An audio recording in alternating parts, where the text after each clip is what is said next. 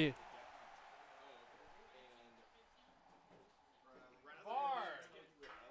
You're on deck for stream, okay?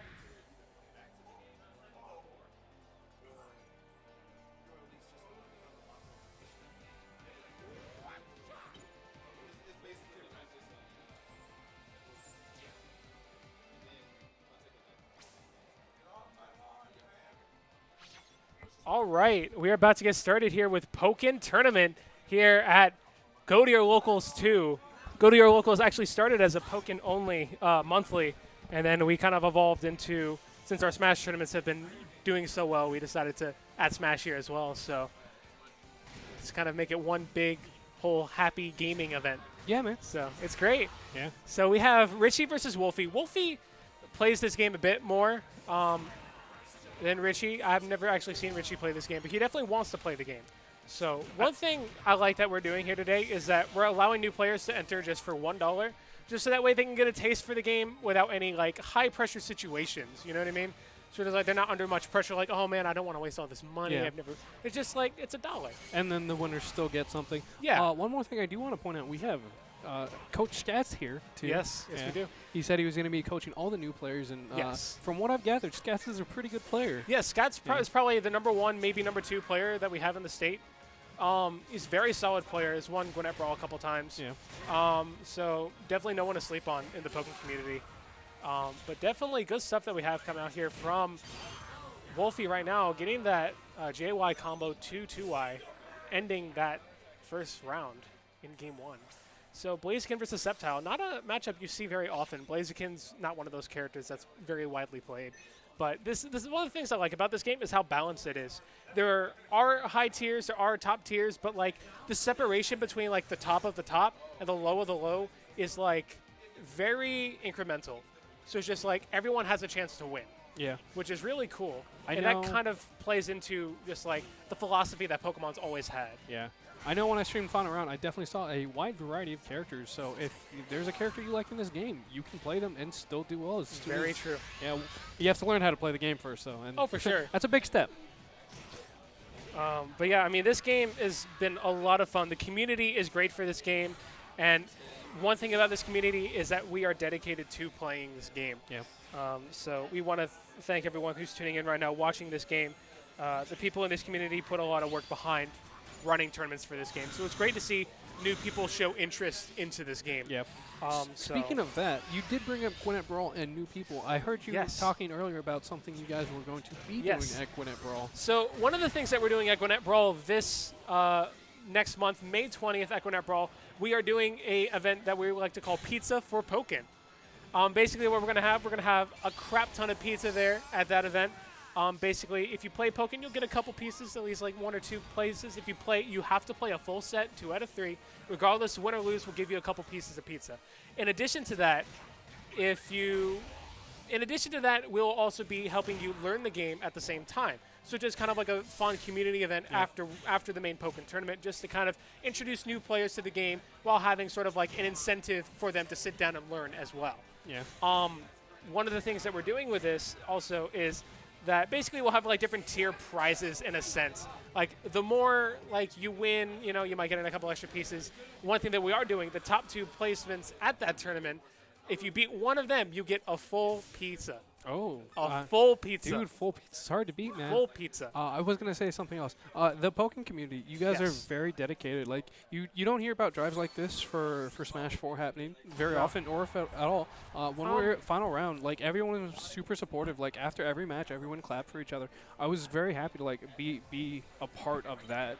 So it was a very interesting experience there at Final Round because, like, that was my first, like, Pokken major after the game was established. Yeah. Also, I was at CEO last year, and it was like similar, but just not at the top, like not as a community base as it is now. Yeah. So. And Final Round, it was essentially a super major for you guys. Yes, too. we had people coming in from the UK. Yeah. Angel Darksong was there. We had a bunch of other very good players from across the United States. We had Savvy there from Texas. We had the winner, Twixie, who recently got sponsored after that event. So it was definitely a very good eye-opener for the Pokken community. And I think we even peaked at what was it, higher viewership than Smash Finals? Almost. Or it was around the same? It was around the same. It was a very high viewership. I think we at least had like 500 to 600 people watching. Yeah. So it was a very great event. A lot of fun. So many people coming out and just to help support this community. And it's really great. We actually have DreamHack Austin going on this weekend. In Texas. One of our players, Ouroboros, was out there. He's probably the #1 player in the state right now. I'm actually mildly surprised Scats isn't there, but I mean, money, work, yeah, work, understandable.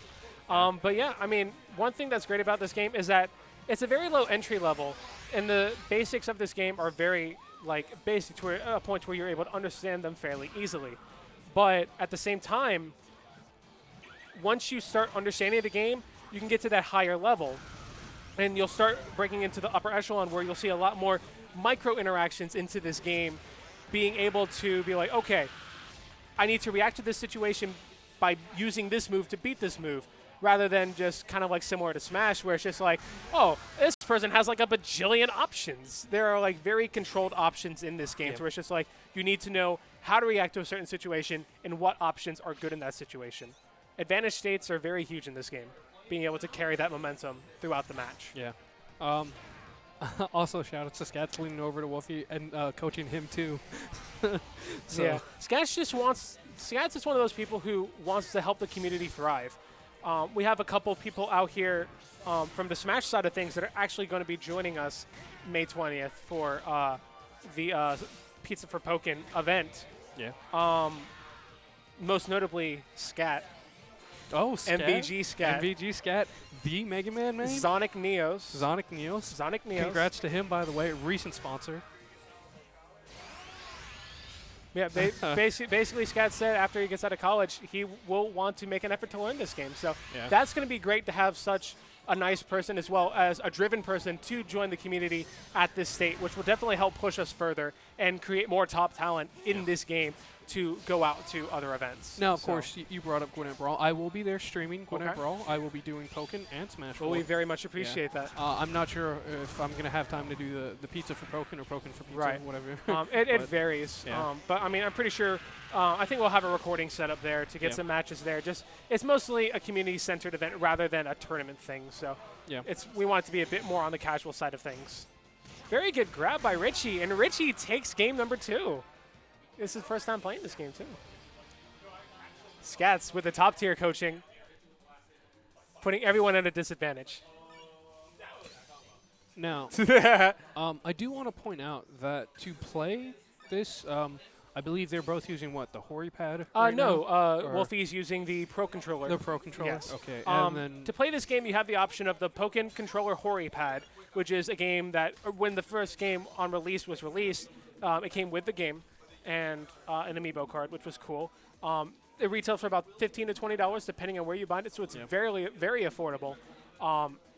And, yeah, I mean, it's just very affordable, very well-designed controller. Yeah. I mean, this game has a lot of options. You can use Wiimote Nunchuck. Oh, really? You can use Wiimote Nunchuck. You can use Classic Controller, Classic Controller Pro, Gamepad, which is very unoptimal, very fat and just not fun to use. But it's still a controller nonetheless. But according to the Pokemon Company International, the only legal controller at their big tournaments like Pokemon Worlds this upcoming year is basically Hori pad only, which is really unfortunate. That's interesting. But it's their way to sell their product, which is understanding. But I mean, it's just it's I can understand why they do it. Now, there is one more thing I do want to point out. You guys can't see it on the camera, but there are actually 2 Wii U's connected. Yes, there are 2 Wii U's. But you can play 2 players on a single console. It's not as optimal. The only reason why we don't do that is because it actually outputs a screen to the gamepad, so it ends up running at 30 frames per second instead of 60. Yeah. So it messes up reaction time, messes up a lot of things. It's not fun at all. The picture just looks disgusting. Yeah. So not great for competitive play, but if you're looking to just practice at home and you very good entry-level experience. But at competitive play, it is pretty much the standard to have 2 TVs, 2 Wii's, or Wii U's connected by, what is it, the Ethernet adapter? Yes. Yeah. So there are a couple other ways you can do it, basically through pseudo Wi-Fi. You can do it like if you're at home, you have 2 Wii U's, you can just connect to the internet and just still go into land mode and activate it through there, which is a good way to do it. Yeah. But yeah, I mean, this game is a very fun game, very balanced game, like I said before, to where it's just like everything's just basically the player who does play to their greatest advantage will end up coming on top, just trying to get the most out of their combos, get the most out of their advantage states in this game. So Yeah. it's very interesting to watch. So we Shout have outs to our viewers right now. yeah, we have what, one complete setup for Pokken right now? Yes. Okay. We were gonna have 2, but we were short 1 LAN adapter. Lovely. So we would have had 2 full setups Yeah. to be able to run some off-stream matches. But fortunately, we're working with what we got here, and we'll still finish on time. 8-man bracket, 2 hours, 2.5 hours to finish it. We'll be done in no time. It'll be a little bit rough to do a double win bracket. I mean, we're already started. True. Very true. So Yeah. this is already the 3rd match in round 1, so we'll get through it fairly quickly. Are we still? We're still doing double limb, right? Yes. Yeah. Okay. Next on stream, we're going to have Var and myself play, so that should be interesting. I like to always see new players enter this game, but I don't know. It's always fun to see new people play this game. So the more people that play this game, the more support we can get as a community. And Yeah. I really would love to see a year from now what we can do for this community. It's going to be great. Yeah. Also, it's really nice to hear someone passionate about stuff. And like so much of the time in Smash 4, everyone always just talks about like what's going on in the game. Very good mix up there, getting the combo there, and then mixing up into the grab, knowing that Wolfy was going to counter. See some of that Smash fundamentals coming back there. Yeah. From both players, actually. Which is a good point. Like if you play other games, like fundamentals still apply to other games, like the ideas of spacing, conditioning, and mix-ups. stuff Yeah. like that. So.